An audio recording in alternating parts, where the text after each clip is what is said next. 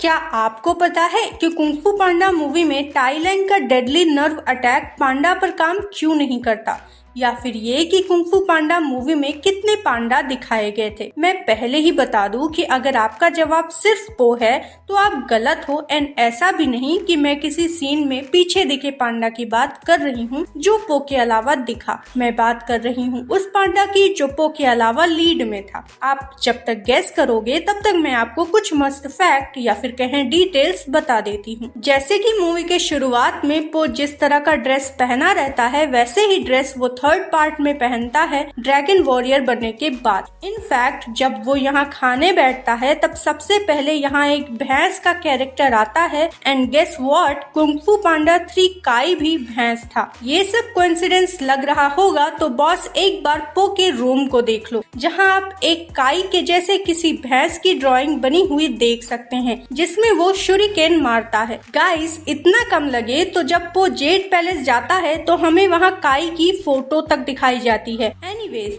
जब हमें पो के मिस्टर पिंक से इंट्रोड्यूस कराया जाता है तो हमें शैडो देखकर लगता है मानो वो भी एक पांडा है, बट बाद में पता चलता है कि उन्होंने सामान उठाया हुआ था इसलिए ऐसा था। इसके अलावा हम ये भी कंक्लूड कर सकते हैं कि ये एक फोर शैडोइंग था कि पो के डैड जिंदा हैं, जो कि बाद में हमें कुंग फू पांडा 3 में दिखे। यहाँ पर जिस तरह पांडा उठने की कोशिश करता है बट फेल होता है, सेम तरीके से वो ट्रेनिंग के दौरान उठ जाता है, जो कि ये दर्शाता है कि वो ट्रेनिंग के बाद कितना कुछ सीख गया। इसके अलावा यहाँ पर आप मिस्टर पिंग एंड पो के बचपन की फोटो देख सकते हैं। इस सीन में आप देख सकते हैं कि मास्टर शिफू वाइपर को वैसे ही मात देते हैं जैसे रियल वर्ल्ड में हम लोग सांपों से डील करते हैं, मतलब कि उसके सर वाले एरिया को दबाकर। ये बहुत कम सेकेंड्स के लिए था जिसको आपने डेफिनेटली मिस किया होगा। इसके अलावा जब यहाँ पो को ड्रैगन वॉरियर चुना गया था तब हम देख सकते हैं कि सब सरप्राइज थे एंड शॉक भी थे।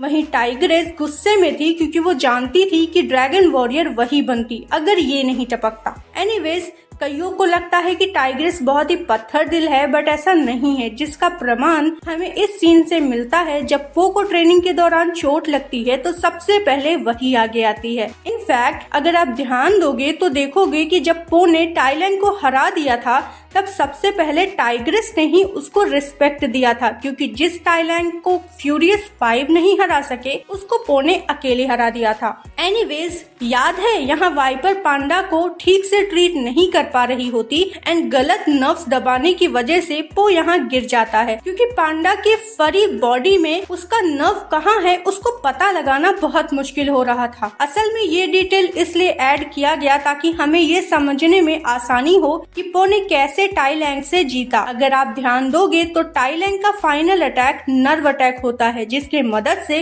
उसने फ्यूरियस 5 को हराया था, बट क्योंकि पो की बॉडी फरी थी इसलिए टाई लैंग सही नर्व पकड़ ही नहीं पाया जिससे वो पो को हरा सके। फन फैक्ट, यहाँ पर जब टाई लैंग को कैद करके रखा जाता है तब कई सारे नीडल्स हम देखते हैं जो कि असल में उसके नर्व्स को टारगेट कर रहे थे ताकि वो मूव ना कर सके। एंड इकलौती चीज जिसके नर्व्स को सबने इग्नोर किया, मतलब कि टाई लैंग की पूंछ, उसी की मदद से वो खुद को आजाद किया, जहां उसने सबसे पहले उन नीडल्स को ही हटाया। मतलब कि नर्व टेक्निक के मास्टर को नर्व टेक्निक से ही बांध कर रखा था। बाय द वे हमें जब टाई लैंग जेल में दिखता है तो उसके पीठ पर कछुआ जैसा शेल रहता है। ऐसा इसलिए क्योंकि टाई लैंग को हराने वाले मास्टर उगवे थे। इसके अलावा अभी तक सोच रहे हो कि वो दूसरा पांडा कौन है, तो बॉस दूसरा पांडा और कोई नहीं बल्कि मास्टर शिफू ही है। असल में मास्टर शिफू रेड पांडा हैं, जो कि छोटे हैं जैसे कि आपने मूवी में देखा। इसके अलावा जेड पैलेस में पो इस तलवार को देखकर इतना खुश इसलिए होता है क्योंकि उसको वो अपने सपने में